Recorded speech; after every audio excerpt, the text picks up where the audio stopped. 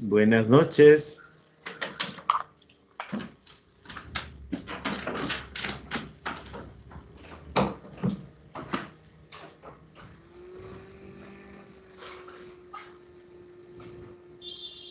Buenas noches.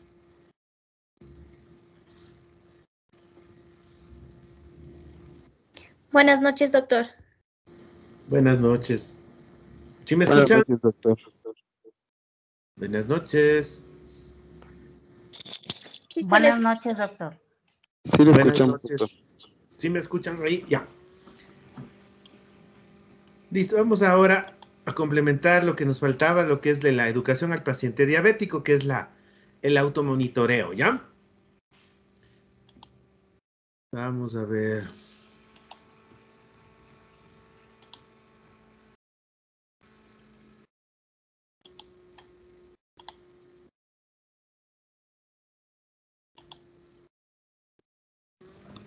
¿Estamos viendo la pantalla?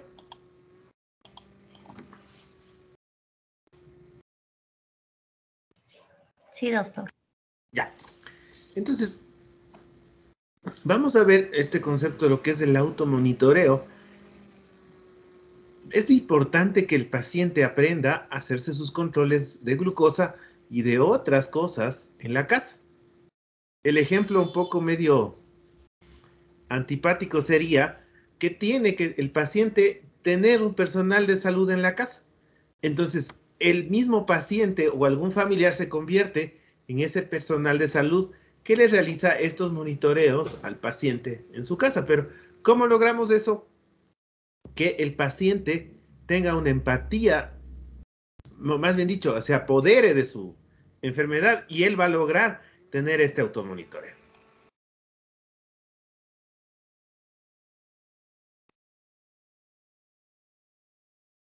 Entonces, ¿qué vamos a poder hacer de automonitoreo? La glucosa sanguínea. Esto vamos a hacerlo nosotros en el control, ¿no? En consulta.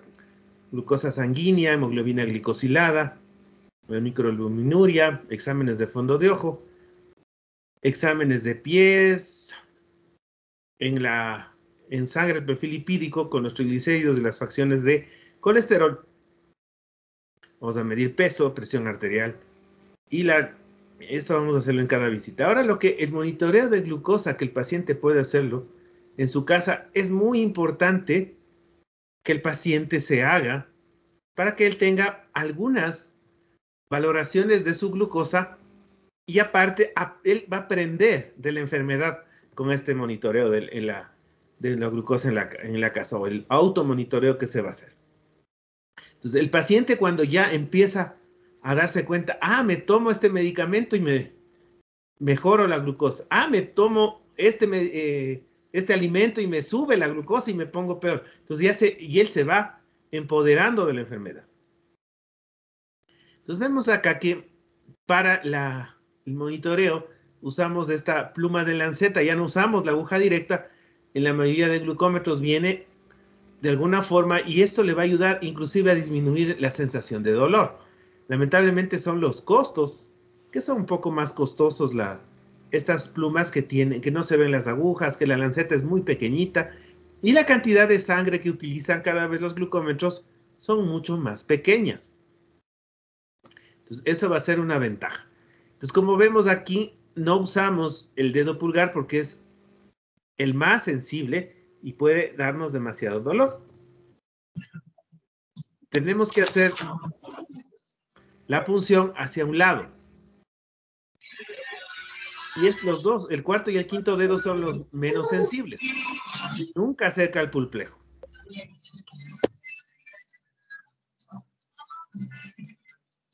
¿Me pueden ayudar apagando los micrófonos, por favor?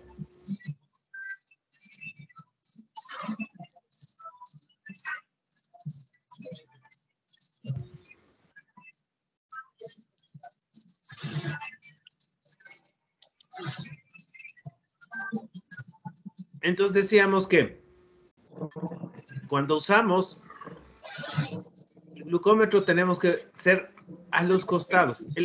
El monitoreo de la glucosa no tiene que ser una tortura para el paciente. Entonces tenemos que usar los lados no en los pulplejos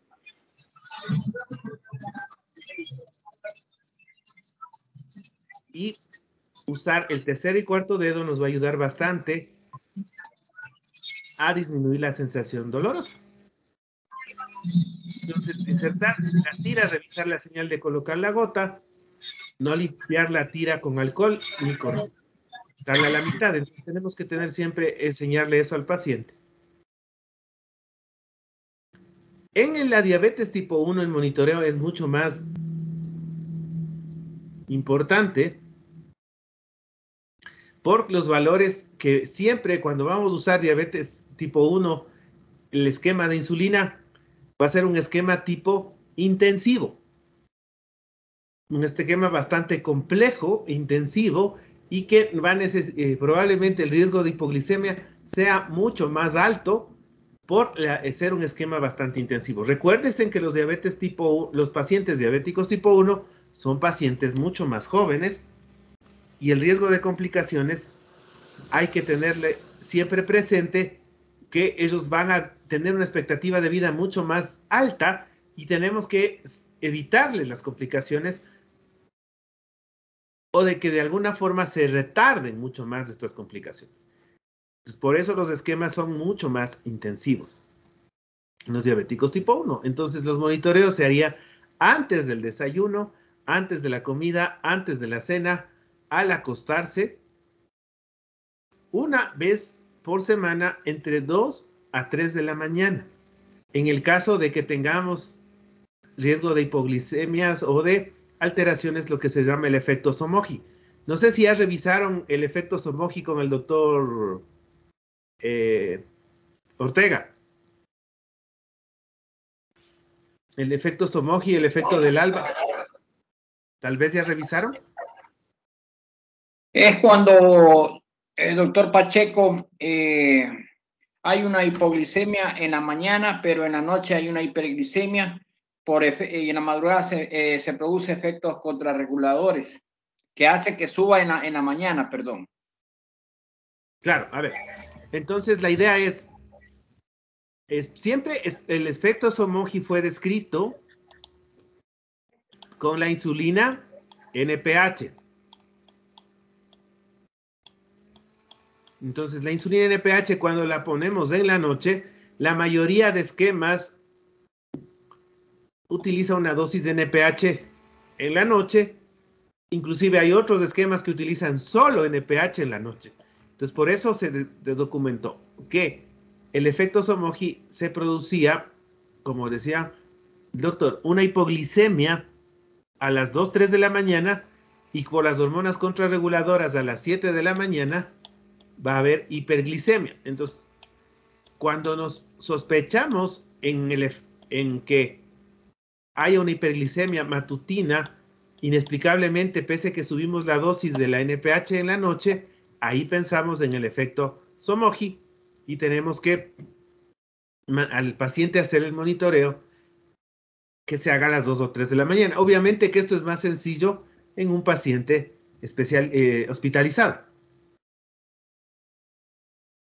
Entonces, estamos ahí. El otro efecto es el efecto del alba, que la hipoglicemia se mantiene a las 2 de las 3 de la mañana y se puede mantener inclusive hasta las 7 de la mañana. Ese es el efecto del alba, porque a veces las hormonas contrarreguladoras no son suficientes o hay alteración en los reguladores de los receptores de las contrarreguladoras y no se logra este efecto.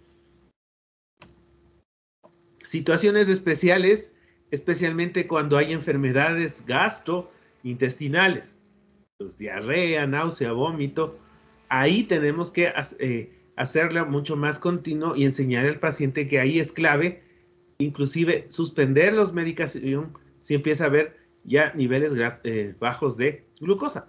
Y en el ejercicio es súper importante.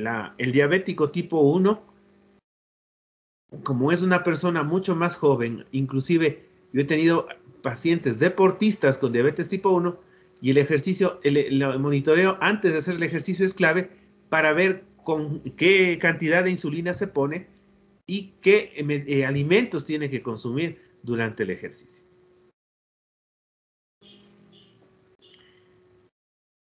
Entonces, la mayoría de glucosas que nos vamos a ver antes del desayuno, antes de la cena, serían las glucosas preprandiales en el caso de la diabetes tipo 2.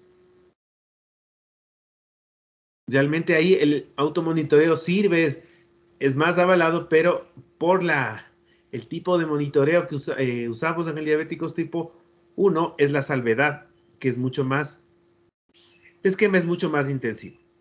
Entonces, en la diabetes tipo 2 usaríamos en el desayuno, antes del desayuno y antes de la cena. Entonces, debemos igual enseñar al paciente los niveles que son normales, recomendados y en los cuales deberíamos hacer intervenciones. En el caso de que esté usando insulina, si está menos de 80, debería usar la mitad de la dosis, o si hay síntomas, inclusive debería descontinuar. Después de comer, igual no puedes estar menos de 100 o al acostarse menos de 100. Estas necesitan intervenciones, bajando la dosis de la insulina. En cambio, como las de acá, si están más altas de 140, más de 160, deberían haber intervenciones si se presentaran síntomas. Ahora, el paciente puede estar tan educado que puede hacer hasta conteo de carbohidratos y con esta tomar sus decisiones y ajustar el conteo de carbohidratos, que sería lo ideal. Entonces, lo interesante de esto del automonitoreo es que nos sirva a nosotros para también ver cómo está el control de la glucosa. Ahora los glucómetros son, inclusive se les puede descargar la información. Puede entrar el glucómetro y uno revisar. Pero algunas personas no van a disponer de los glucómetros tan tecnológicos que hay ahora, pero podrían llevar un diario. Y entonces va a explicar cómo está la glucosa todos los días. Es importante anotar todos los resultados, anotar comentarios si alguna actividad fue diferente del usual y también el horario, o con horas precisas y qué medicamento estaba tomando. Entonces, lo que decíamos, que algunos glucómetros tienen memoria y pueden trasladarse a una computadora, descargarse para llevar el registro al médico, nutriólogo o al educador de diabetes. Entonces, ahí es más fácil y ya no le pueden mentir tanto. Ahí ya puede ver cómo estaba su automonitoreo. Algunos glucómetros Roche, sobre todo, tienen esa opción de descargar. Los glucómetros, los nuevos Abbott, son excelentes, ya pueden, se descargan hasta por Bluetooth, le puede mandar la información. Y glucómetros, los nuevos Abbott, que hacen monitoreo, le pone ya no necesita aguja, una como solo ventosa, y le controla la glucosa en 24 horas. Y el mismo glucómetro uno puede revisar cómo estuvo los días anteriores. Entonces, lo malo son los costos. En nuestro medio, los pacientes todavía no van a poder costearse uno de esos tipos de glucómetro. Entonces, así, entenderle al paciente los valores está bastante complejo. Entonces, tenemos que hacerle que lleve un orden y que sean muy claritas los números. Entonces, ahí es más o menos como acá utilizan en esta cartilla, la fecha, en el desayuno, en la comida o en la cena. Inclusive aquí, en algunos casos le manda hacer antes y después de comer. En casos muy extremos que necesita un monitoreo para ver qué mismo está sucediendo con sus glucosas, pero eso sería extremo. Entonces ahí tenemos horarios y vamos a marcar las bajas dosis y las altas, podemos irles marcando con colores inclusive para que identifique al paciente qué es lo que está sucediendo y ver qué desencadenante tuvo las subidas o las bajadas de glucosa.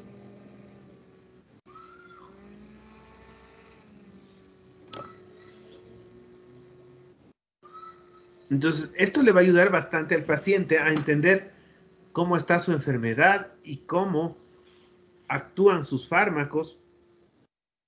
Entonces, ¿qué le debemos enseñar? ¿Cómo trabajan los medicamentos? Que si es insulina o antidiabético oral, ¿en qué horas van a ser cuando más bajan la medicación? ¿Cuándo termina el efecto de las tabletas o la insulina? Entonces, eso va a ser importante y el paciente va a estar alerta de cómo la glucosa se afecta cuando pasa el tiempo. Si alguna duda, ¿algo me decía? Doctor, igual como hemos visto, los controles que se menciona, prepandrial y postpandrial, están dados de igual manera con lo que hemos visto, lo repito, a través de antes del desayuno y postpandrial después del almuerzo. Ya, lo ideal, o sea, cuando se le manda a hacer el automonitoreo en la casa, vamos a hacerlo primero antes de la comida, antes de acostarse. En la diabetes tipo 1. En la diabetes tipo 2 sería lo ideal antes del desayuno y antes de la cena. Para no sobrecargarle mucho al paciente en pinchazos ni en el número de tomas. Eso sería lo ideal. Ahora, en el que veíamos acá, este sería en un caso ya extremo que necesitamos usar tanto preprandiales y postprandiales. Entonces, en este caso, cuando necesitamos hacer un monitoreo preprandial y postprandial, serían solo pocos días para valorar alguna cosa importante. Por ejemplo, cambié un esquema intensivo o hice un cambio de insulina o modifiqué la dosis de insulina con un antidiabético oral, alguna mezcla especial, y quiero ver, pero son solo pocos días que el paciente debería usar un esquema de automonitoreo un poco más exigente. Entonces, eso sería lo ideal, porque si le pongo a hacer así, como en el hospital, el paciente no nos va a tolerar tan fácilmente y se va a cansar y no va a hacer. Entonces, lo ideal sería los de acá. El diabético tipo 1 serían desayuno, antes del desayuno, del almuerzo, de la cena y antes de acostarse. Si tenemos problemas o sospechamos el somoji, hacemos 2-3 de la mañana, una vez por semana. Situaciones especiales cuando esté enfermo y el ejercicio. En el diabético tipo 2, en cambio, tenemos solo antes del desayuno y antes de la cena. Entonces, antes del desayuno sería la glucosa en ayunas y antes de la cena sería desde algún punto de vista postprandial, pero esta nos va a ayudar a valorar cómo el paciente antes de la comida de la noche, cómo está su valor de glucosa, inclusive para ver si se le puede usar insulina en la noche. La mayoría de guías antiguas iniciaba dosis de NPH en la noche. Solo en la noche la insulina NPH y en el día antidiabéticos orales. Ahora inclusive insulina glargina o de Gluder la prefieren poner en las noches en algunas guías. Entonces por eso con los monitoreos vamos haciendo de esta forma para nosotros ir cuadrando cuántas veces se va a poner la insulina. En el caso del diabético tipo 2, en algunos casos de preferencia en la noche o en algunos casos va a ser preferencia en el desayuno, dependiendo de las modalidades de esquema que nosotros queramos implementar en el paciente. ¿Estamos hasta ahí? Sí, doctor. Ok.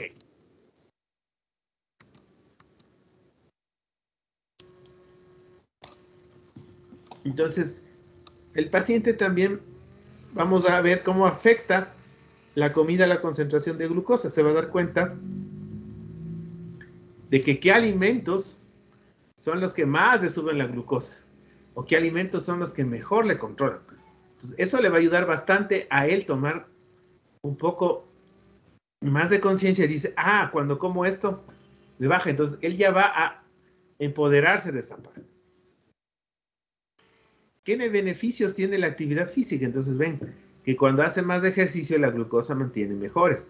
Ahora, en los pacientes diabéticos tipo 1, el súper importante hacerlo antes de la actividad física extrema, cuando son, sobre todo, ya deportistas un poco amateur o profesionales. Ahí sí se necesita un control, es mucho más importante cuando van a hacer competencias, cuando van a hacer carreras largas de bicicleta, maratones. Entonces ahí se necesita que ellos tengan su monitoreo, su automonitoreo, para que no tengan después novedades durante esas competencias.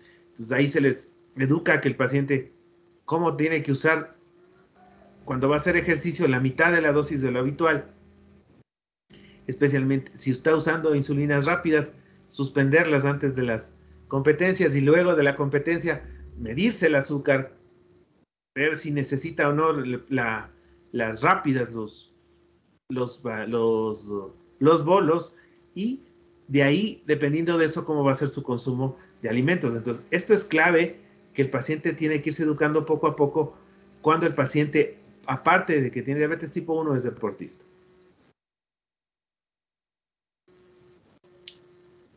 Entonces, la glucosa después de las comidas, ¿cuándo se deben realizar? Sospechas de hiperglicemia después de los alimentos.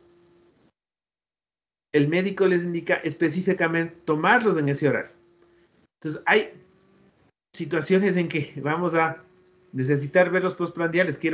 Veo que los postprandiales es lo más problema tiene los controles, entonces por eso le mandaría a hacer este tipo de monitoreos. Hipoglicemia después de comer. ¿Quién me diría en qué caso se podría producir una hipoglicemia después de comer?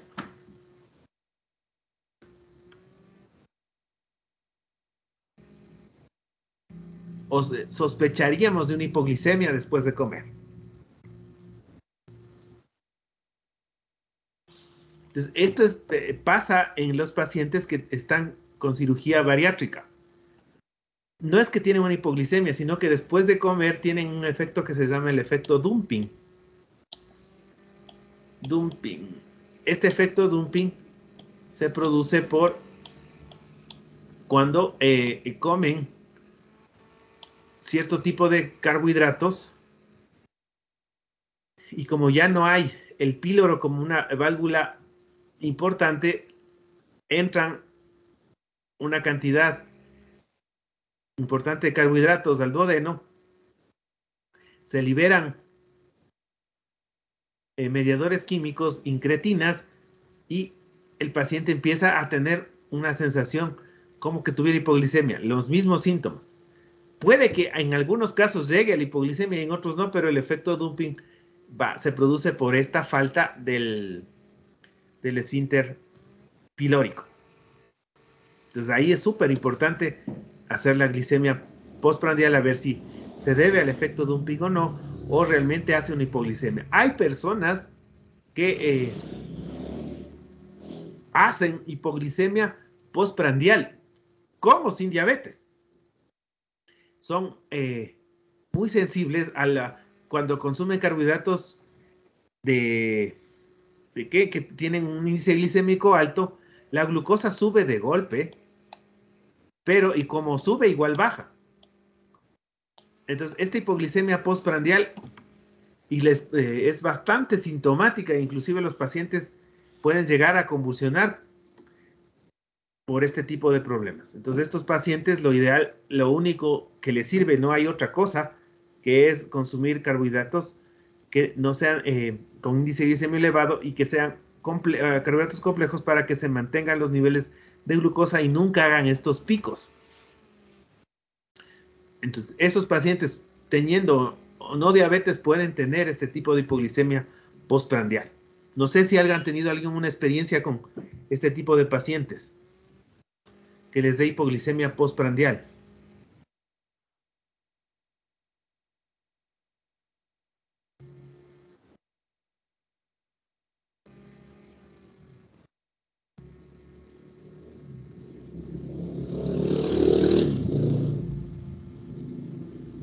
No, doctor.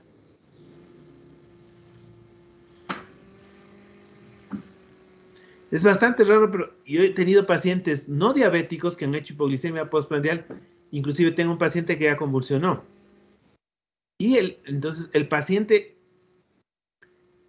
le han hecho miles de pruebas y cosas, y ahora lo nuevo que tiene es que cuando hace hipoglicemia se le activa el sistema simpático, y cuando se baja mucho la glucosa ya está teniendo problemas de arritmia, de un ataque arritmia. Entonces este paciente es complejo. En los pacientes que se hacen la cirugía bariátrica, este dumping es bastante frecuente y molestoso,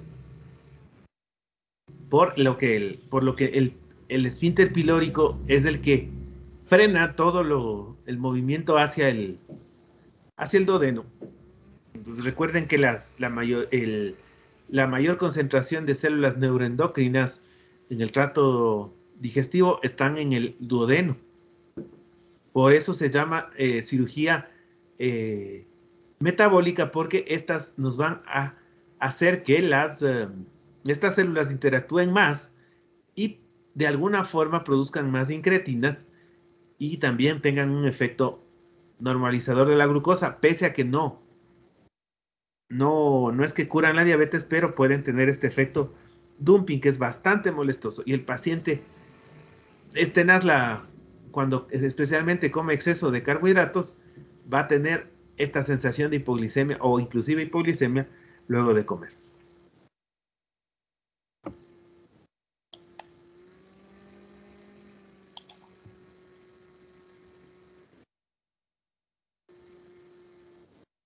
Entonces igual la información, el efecto de la glucosa de la comida, la hiperglicemia, también le podemos hacer ver al paciente con incremento de riesgo de enfermedades cardiovasculares. Esto especialmente en las personas que tienen SB y alguna enfermedad coronaria, las metas deberían ser más estrechas.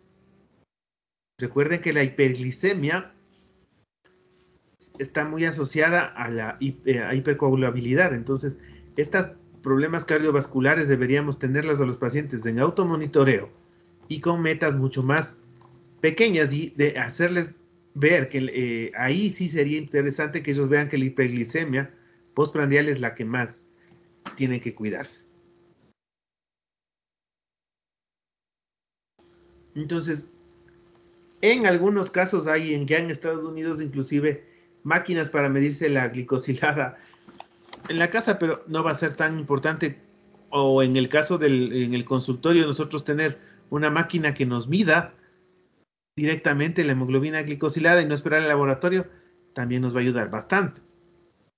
Pues como decíamos, la glicosilada nos valora a la hemoglobina que está siendo dañada por la glicosilación enzimática, y esta nos va a atacar directamente la hemoglobina, y tiene, como sabemos, los glóbulos rojos tienen una vida de 120 días. Entonces, más o menos vamos a tener el valor de glucosa que estuvo dañando o glicosilando a la hemoglobina no enzimáticamente por 3 meses.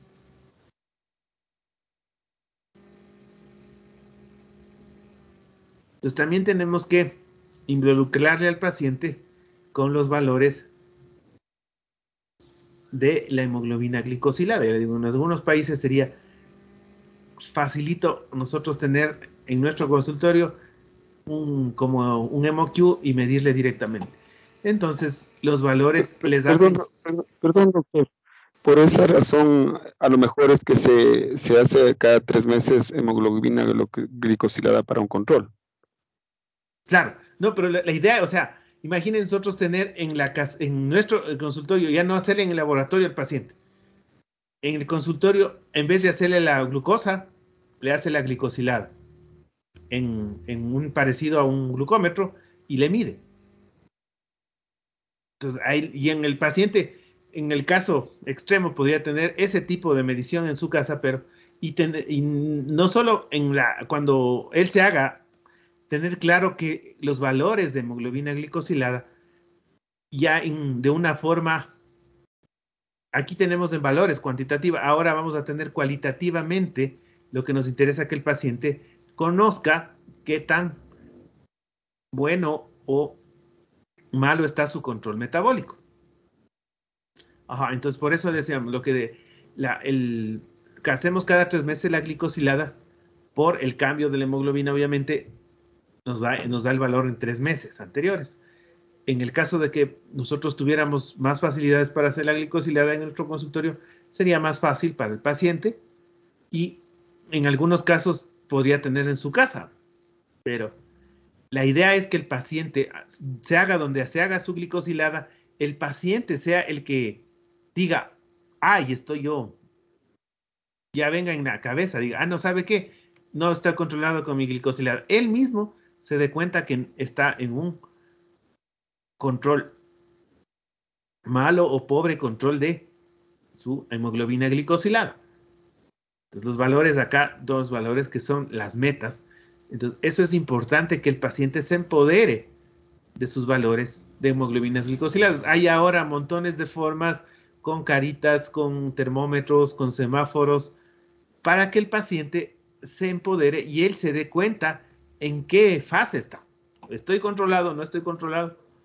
¿O estoy en riesgo? ¿Alto riesgo? ¿Bajo riesgo? Hay montones de formas de que el paciente, él solito, se identifique dónde está.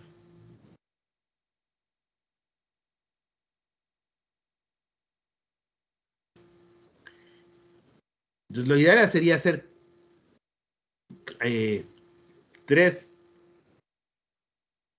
cada 3 meses o 4 veces al año en los diabetes, los pacientes que tienen diabetes tipo 1 y en los pacientes diabéticos que tienen tratamiento con insulina. Y la glicosilada se le 2 veces al año en los pacientes diabéticos tipo 2 que no utilizan insulina. Entonces, el paciente tiene que estar empoderado en su meta de la hemoglobina glicosilada.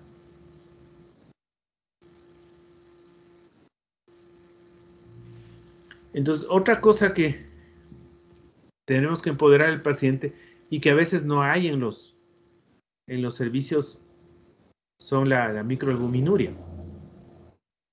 Esto nos va a ayudar a tener un screening rápido de que si el paciente ya va a tener algún problema de una nefropatía diabética.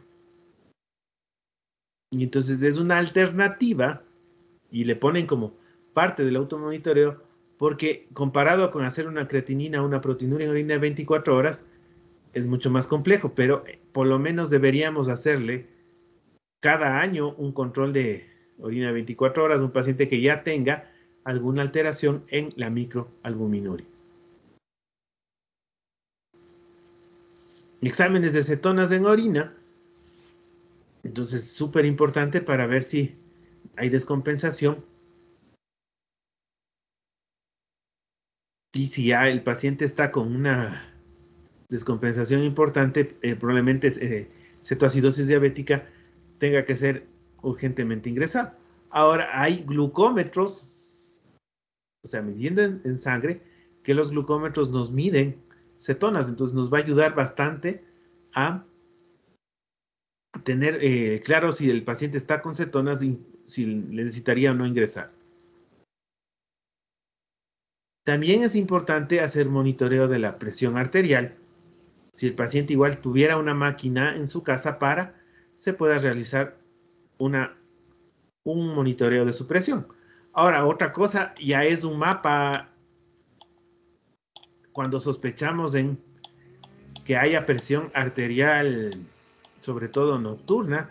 Monitoreo ambulatorio de la presión con la máquina y es otra cosa. Eso es mucho más complejo porque se necesitaría ahí el aparato para hacer mediciones, sobre todo en la noche, seriadas para ver si la presión arterial es mucho más alta en la noche. Entonces, ¿en qué pacientes creen que es más frecuente esta presión arterial alta o hipertensión nocturna? ¿O en quién pediríamos un mapa?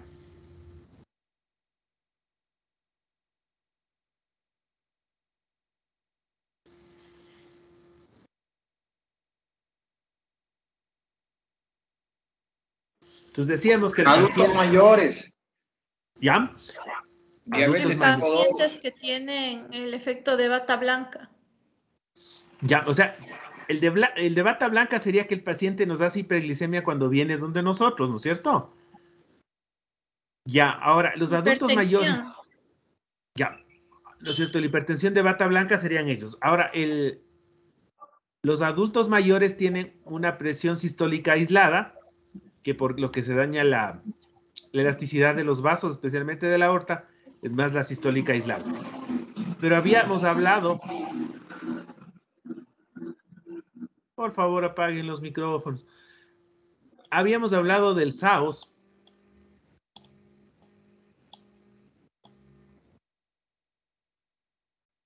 el síndrome de apnea obstructiva del sueño.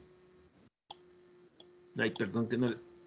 El SAOS, entonces, el SAOS era muy común en los pacientes obesos. Entonces, en estos pacientes que tienen obesidad, tengo que hacerles un screening de SAOS, o sea, un checklist que el paciente puede tener SAOS, y si tiene estas características de ser obeso, tener un perímetro de cuello bastante elevado, tiene ronquidos, algunas, sobre todo hipersomnia en la mañana, pese que durmió bien, este paciente puede tener un síndrome de apnea obstructiva del sueño. Y este paciente va a tener hipertensión nocturna. Y recuerden que las metas de la presión deben ser menores de 130, 90, la presión diastólica. Entonces, estas metas son bastante estrechas también, y en algunos casos nos hablan de que deben ser mucho más controladas ya con otras comorbilidades. Entonces, el paciente diabético tiene que tener un buen control de la presión, y si sospechamos en síndrome de apnea obstructiva del sueño, tendríamos que mandarle a hacer un mapa monitoreo ambulatorio de la presión ya con un equipo.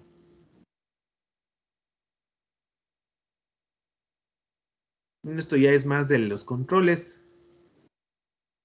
Ahora, lo que quería hablarles un poco en lo que es la parte de los glucómetros, hay que tener en cuenta ciertas circunstancias donde el paciente no se podría hacer un buen monitoreo de la glucosa.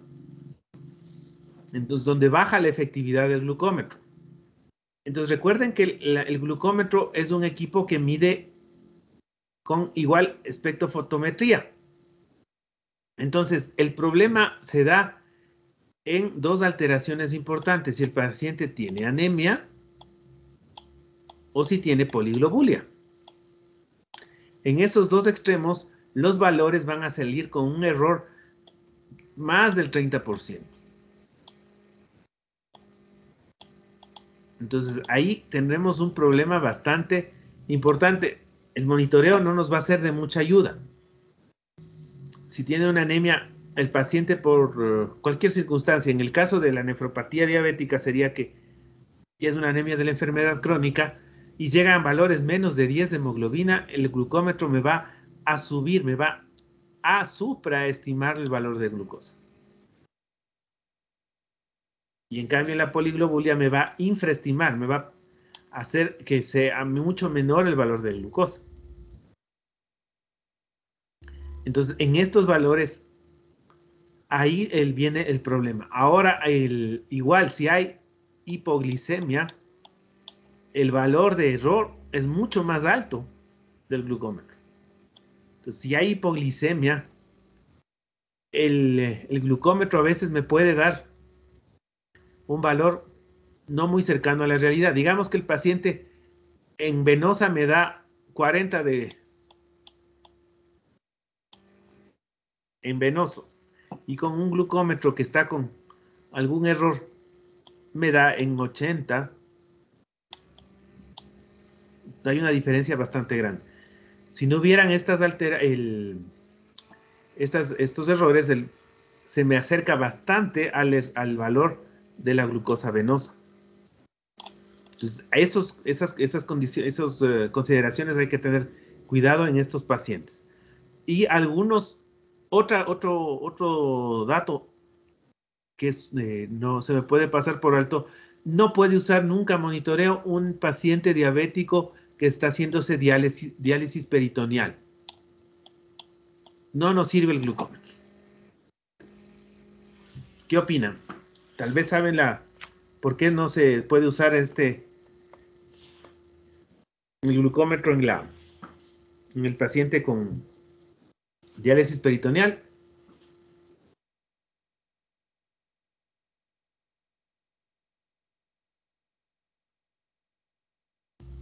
Entonces, en la diálisis peritoneal utilizan para las sustancias osmóticas una sustancia que en el glucómetro me va a medir como que fuera glucosa y entonces la glucosa se va a disparar. Entonces, en estos pacientes no me va a ayudar a hacerles automonitoreo con el glucómetro.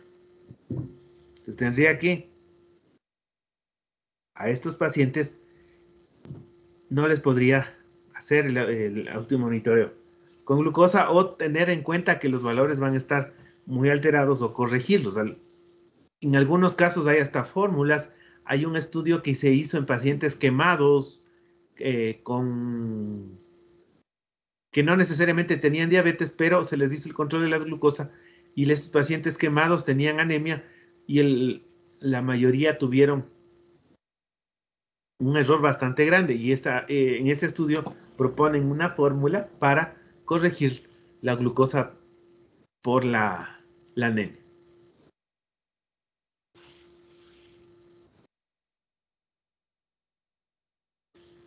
Entonces, probablemente en futuro tengamos ya en las unidades de cuidados intensivos estos monitoreos continuos de glucosa, que la empresa Abbott es la que está revolucionando en eso y están poniendo solo como unas ventosas y que le mide la glucosa a nivel capilar continua y van a tener valores mucho más precisos y todo el día. O obviamente que si se desconecta este monitor se va se desconectó y ahí la máquina les va a avisar y va a decir que hay que conectarle de nuevo. ¿Hasta ahí alguna duda, pregunta al respecto? Doctor, y en los pacientes que son diabéticos con tratamiento de insulina y tienen anemia crónica, ¿cómo se haría ahí el monitoreo de glicemias capilares, ¿no? Si es que nos dice que el valor no puede ser tan real. Claro, entonces ahí tendríamos que más o menos la solución, lo que le decía, podría ser hacer la fórmula matemática o hacerle un equiparado, le hace un día con la glucosa venosa, conjuntamente la glucosa venosa con el glucómetro y más o menos le ve qué tanta variación hay y con eso podrían de alguna forma, si fuera tan necesario el automonitoreo, hacerle la corrección. Más o menos le doy un ejemplo, digo, el venoso está en 120. Recuerden que la anemia me supraestima y el valor de glucosa en el glucómetro me da 180. Más o menos tengo un error de 60. Entonces ahí tendría que cambiar los valores de hipoglicemia, de algunas cosas en el paciente. Si necesariamente necesitara usar el glucómetro, entonces ya tendría que decirle que con menos de 120, 130 ya tendríamos problemas de hipoglicemia. Entonces, de alguna forma, pero ya no sería lo ideal, ¿no? O sea, estamos ya jugando con matemática un poco ya prediciendo los valores, ¿no? Entonces, es más difícil tomar decisiones con esos valores. Entonces, ya no nos va a ayudar tanto. El glucómetro va a ser solo una guía muy inexacta de lo que puede pasar. Quizás sí nos sirva para la hipoglicemia y ponerle unos valores un poquito más altos para que el paciente no tenga. En el caso de la poliglobulia, entonces la infraestimación es un poco más, y eso más se ve en los neonatos. Nacen poliglobúlicos y les bajan y les ven con glucosa de 40, le hace una venosa y no ha sido 40. Es al revés, el infraestima. ¿Sí me decían algo? Perdón, doctor, ¿qué fórmula matemática hay para calcular lo que usted dijo?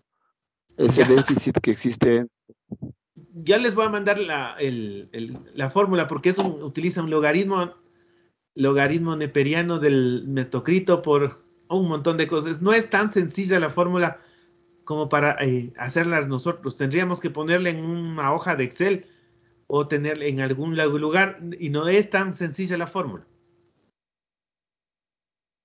Entonces, O sea, esto quiere decir, perdón, doctor, esto quiere decir, por ejemplo, cuando hay un paciente con una anemia o una poliglobulia, la regla sería calcularle menos del 30% si es que es anémico y si es que es poliglobúlico, menos del 80% no, del bueno, valor que me salga realizar.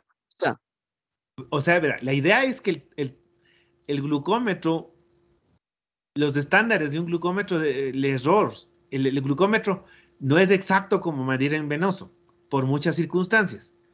El error no debe pasar del 30% para que sea de alguna forma fiable el valor. A ver, la idea es que tenemos que tener, una cosa. Nosotros tenemos aquí un tiro al blanco, ¿no es cierto? Cuando yo lanzo un dardo, lo que sea, ¿qué oportunidad tengo de darle en el blanco? Eso se conoce como precisión, ¿no es cierto? Si yo lo más cerca le doy al blanco o más me alejo del blanco, eso es precisión. Entonces, dependiendo de, acá sería el punto, lo que me da el valor en glucosa venosa. Mientras me voy alejando de acá, ya no soy tan preciso en decir este valor de la glucosa. Se me va alejando, ya aumenta mi rango de imprecisión. Lo malo de esto es que tenemos para lo positivo o lo negativo. Entonces puede estar midiéndome más alto o más bajo. Y con la anemia se me va a aumentar este error. Entonces por eso es que tenemos que tener mucho cuidado en tomar decisiones con glucómetro, en automonitoreos con pacientes con anemia. Peor si está en diálisis peritoneal, imposible, el glucómetro no me va a ayudar. Entonces eso tenemos que tener mucho en cuenta. Ahora, los nuevos otra cosa súper importante en el paciente que está con alteración en la perfusión, ya hospitalizado, cuando nosotros le hacemos los pinchazos y hay alteración en la perfusión, también los valores van a ser un poco menores, porque estamos tomando glucosa capilar. Es decir, si está hipoperfundido, probablemente no llega buena cantidad de glucosa a esos lugares. Entonces, son muchas circunstancias las que ahí tienen que ver con el glucómetro. ¿Estamos?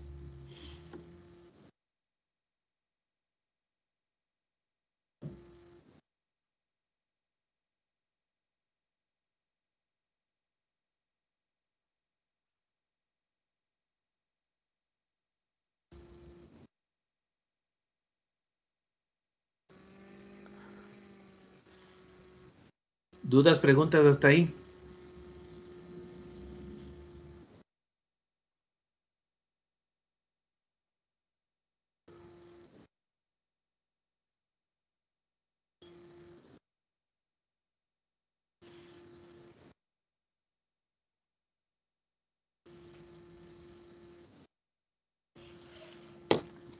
Entonces, eso tenemos que ver qué tanto nos puede servir hacer el automonitoreo si hay algún problema de esto. Si no, el beneficio del automonitoreo, recuerden que es para que el paciente también se dé cuenta de cómo está el tratamiento, que sí le está sirviendo el tratamiento, que qué comidas le están subiendo la glucosa, independientemente de los valores exactos o no que nos pueda dar el glucómetro, porque ya si nos ponemos a ver esa parte ya nos va a dar un poco más de lo que conocen en la parte matemática de incertidumbre, el valor ya no es tan perfecto. Entonces, por eso es la toma de decisión nuestra siempre la tenemos que hacer con los valores que nosotros tengamos en glucosa venosa, en ayunas y postprandiales, con la hemoglobina glicosilada. El automonitoreo sí me va a ayudar, pero también me sirve al paciente para que se eduque en sus hábitos, su estilo de vida y el uso de los fármacos. Obviamente que va a ser herramienta de mucha utilidad si el paciente está con riesgo de hipoglicemia, de suspender o de bajar la dosis sobre todo de insulina, en el caso del esquema que esté utilizando. Ahora, otra cosa compleja que es muy común que pase, es que el paciente se pone mal la insulina. Le pone tan mal que se puso intramuscular y le baja rapidísimo la glucosa. Entonces, por eso hay que chequear bien cómo el paciente se inyecta la insulina. Si es posible, se inyecte delante de ustedes o uno mismo le enseñe cómo tiene que inyectarse. La mayoría de personas que he visto que se inyectan mal, se ponen directo en el ombligo. Directo al ombligo y se están poniendo ya ni siquiera subcutáneo, sino directo al ombligo y pueden que se estén poniendo casi sistémico. Y se les baja el azúcar porque no entendieron cómo tenían que ponerse la insulina. Entonces, cuando nosotros tengamos dudas, indaguemos súper bien cómo mismo se está poniendo la insulina y hagámosle que el paciente practique cómo se tiene que poner la insulina, especialmente en personas adultas mayores. Recuérdense que su alteración cognitiva y la memoria no nos va a dejar que el paciente tenga un buen tratamiento. Siempre apoyarnos con alguien. En casos extremos, los pacientes adultos mayores viven solos porque sus hijos viven lejos, porque son solteros, por muchas circunstancias. Entonces, nos toca estarles enseñando de nuevo otra vez cómo le ponen. Porque a veces los amigos, vecinos comedidos no saben y le siguen enseñando mal a ponerse la insulina. Estamos... Doctor, una inquietud.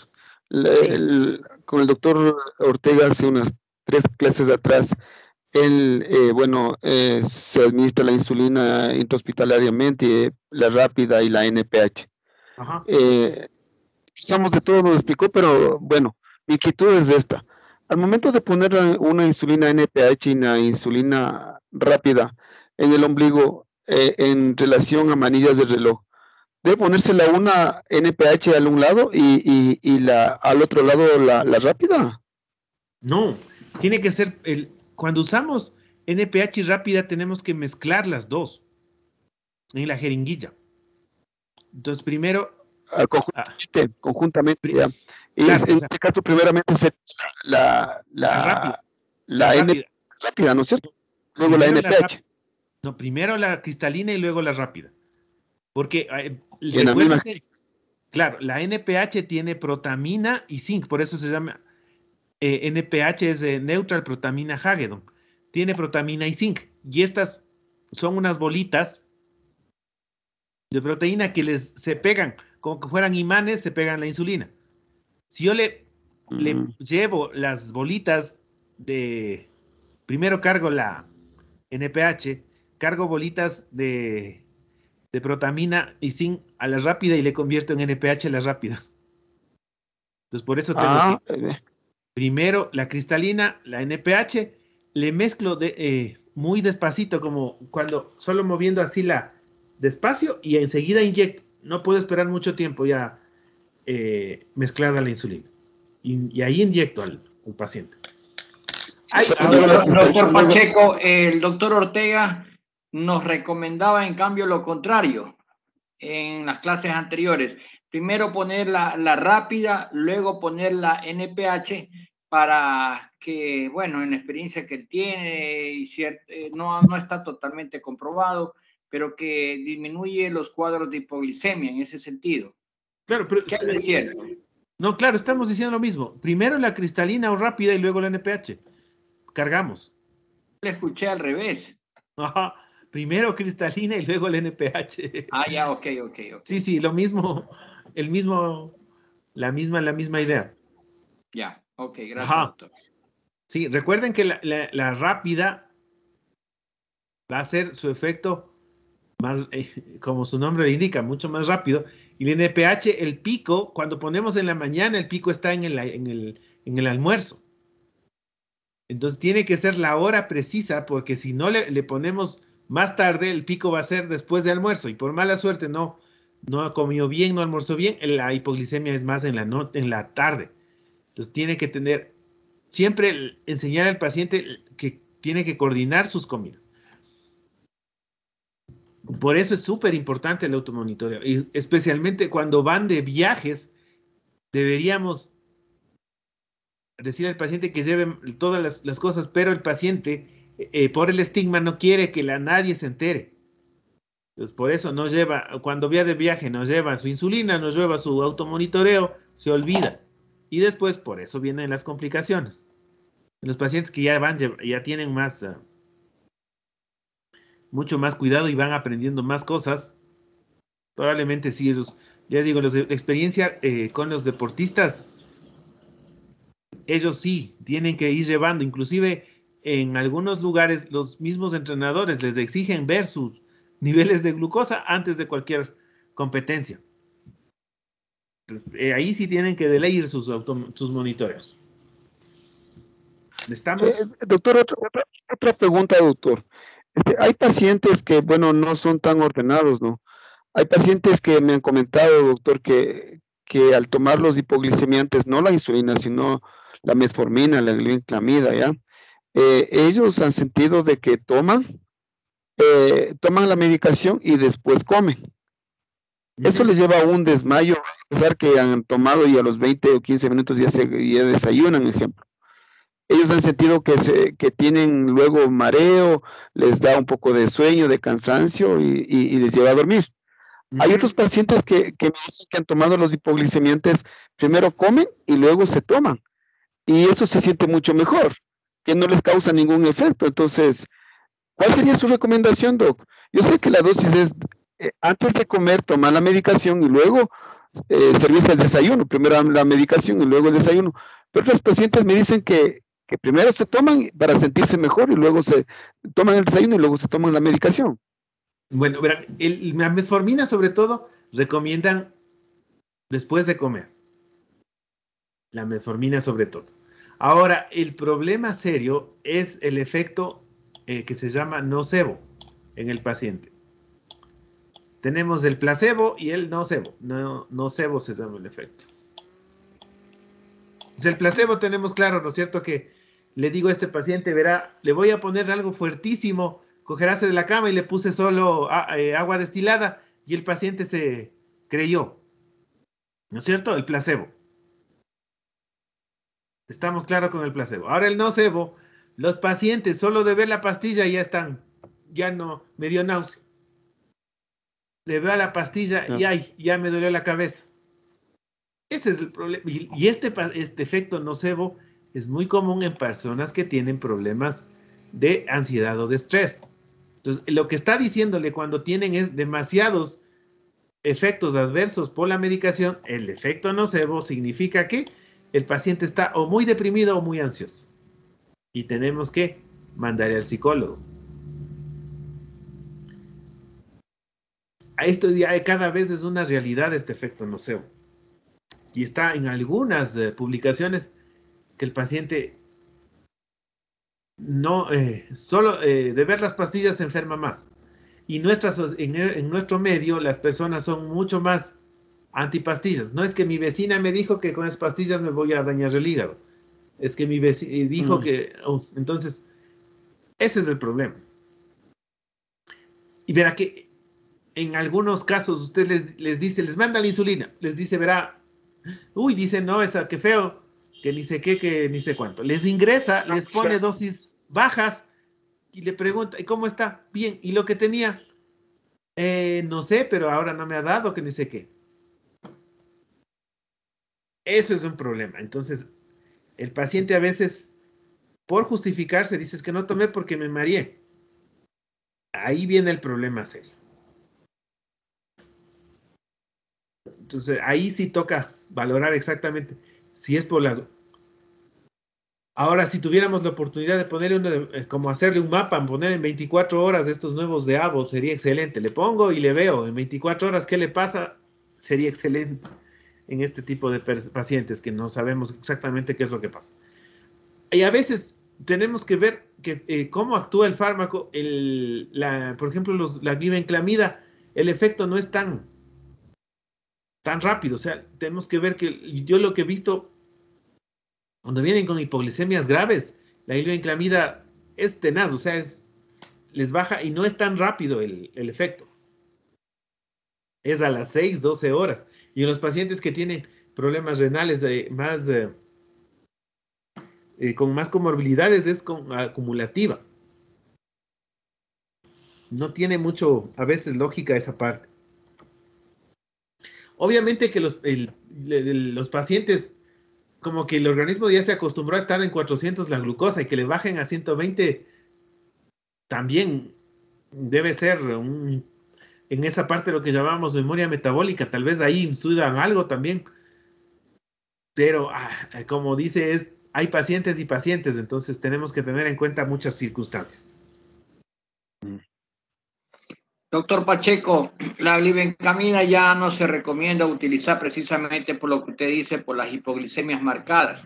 Pero si necesitamos una sulfoniluria, ¿cuál usted recomendaría? La glipicida o la glicacida. Entonces, ahí esas son ¿Y mejores. los comerciales? Ay, sí me tomó la lección. El uno era el Amaryl y el otro era hay una mezcla nueva que sacó la de Vago. Que va con la metformina. Ajá. Esa de Vago es una nueva. Entonces, esas serían las opciones.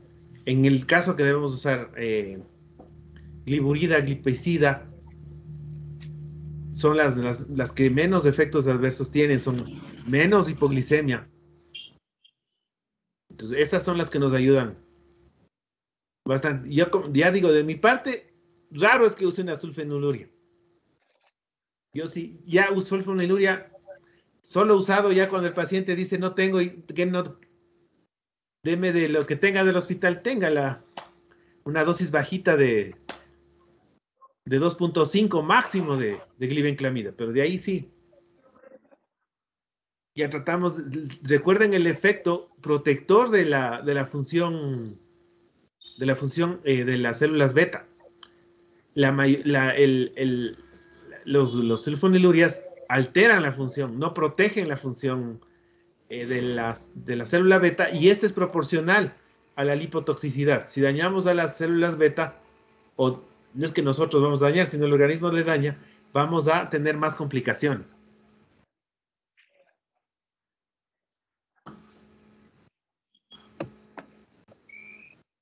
Gracias, doctor. Ok. ¿Puede dar Amaryl al adulto mayor?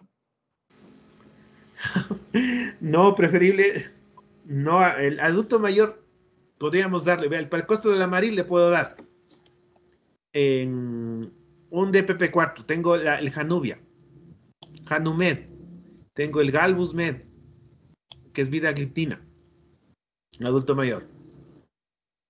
O le puedo dar solo la vidagliptina, menos riesgo de hipoglicemia. Verá que haga el costo del Amaryl, va a salir por ahí.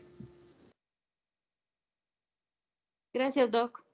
Y ahora, si tiene riesgo cardiovascular, sería ideal darle inhibidores de la CLTG2, o si ya tuviéramos más en el mercado, agonistas de los GLP-1. Lo ideal sería si tuvieran riesgo cardiovascular. Ahora, ya van a ver las dificultades que cada uno de estos fármacos da, especialmente si el paciente tiene infecciones de vías urinarias, si tiene más riesgo de cetoacidosis. Entonces, sí necesitamos, para usar este tipo de fármacos, que el paciente sea mucho más educado en su manejo.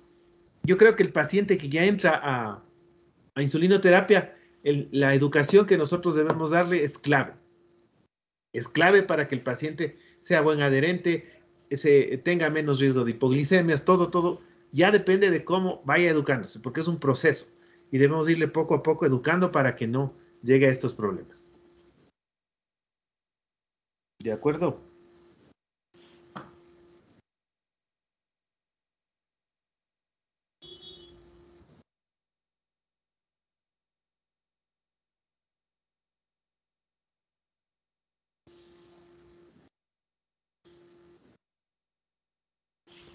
Listos, no hay más dudas, preguntas, nos quedaríamos ahí. ¿O alguna duda, alguna cosa?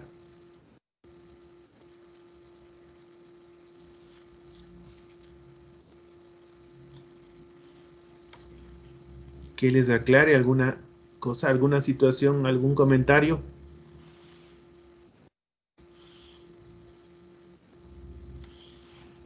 Nada, dudas, preguntas. Brado, quiero hacerle una pregunta. Tengo una Diga, duda. No dígame. sé si es que estoy. Tengo una paciente de 63 años que estaba ¿Ya? ya insulina dependiente. 63 Y años, le ¿ya? hice una hemoglobina, le hice una hemoglobina glicosilada cada 3 meses y la última me sale en 1.3 de hemoglobina glicosilada y no sabía qué hacer en ese caso, porque la paciente estaba con insulina, con la ¿Y las NPH. glucosas? ¿Y glucosa basal Las postprandial? normales, estaba la glucosa basal en 86 y la Ujú. postprandial en 124. Ya, entonces esa paciente tiene una alteración en su hemoglobina. Verán que no solo puede haber las talasemias, sino hay otras alteraciones de la hemoglobina que pueden dar que no se glicosile la hemoglobina. Entonces ahí está Pero le mandé a justo lo repetir. Es que le o, mandé a repetir o pueda que sea un error fuera de laboratorio. Sí, veamos y si no me es error salió de una laboratorio. hemoglobina de 5.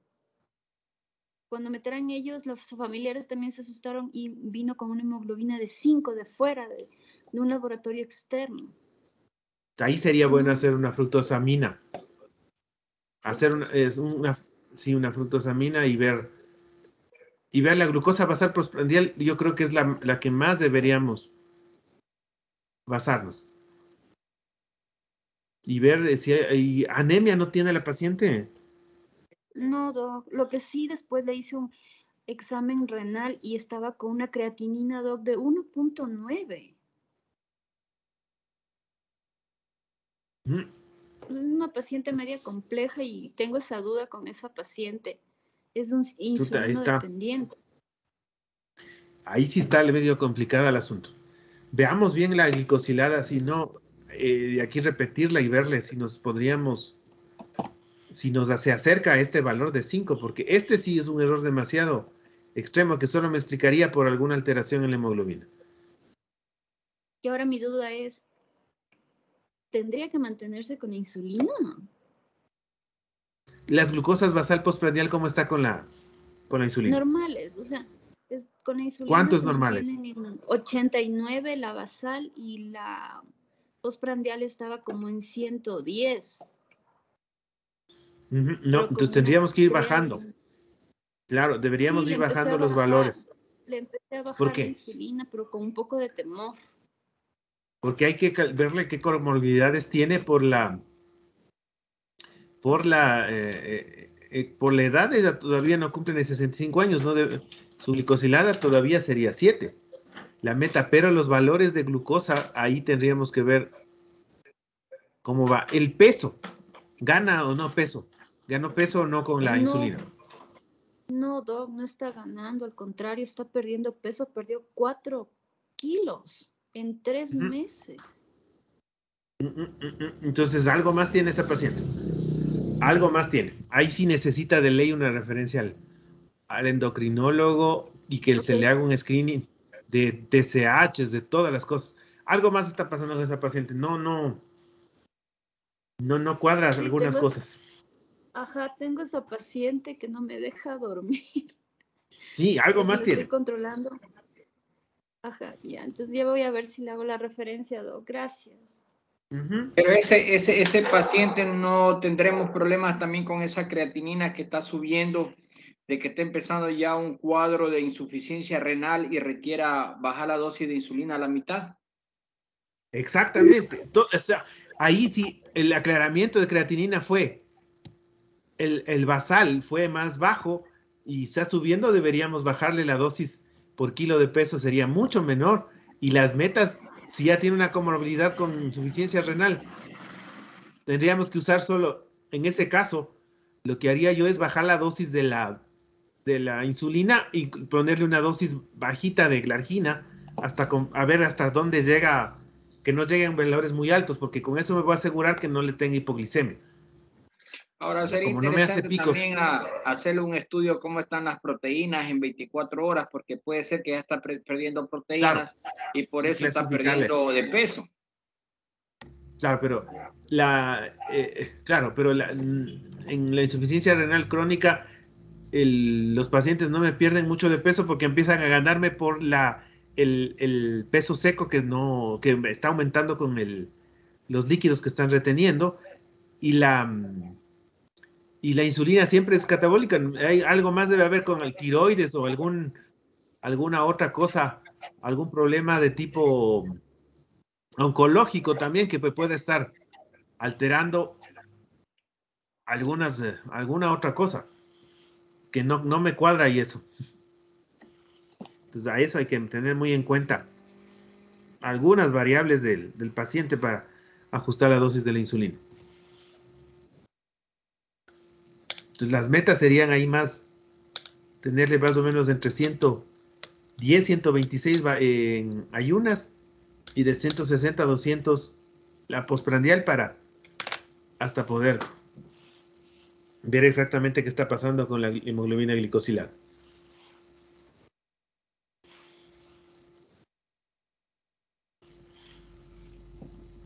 ¿Listo? ¿Alguna duda, comentario?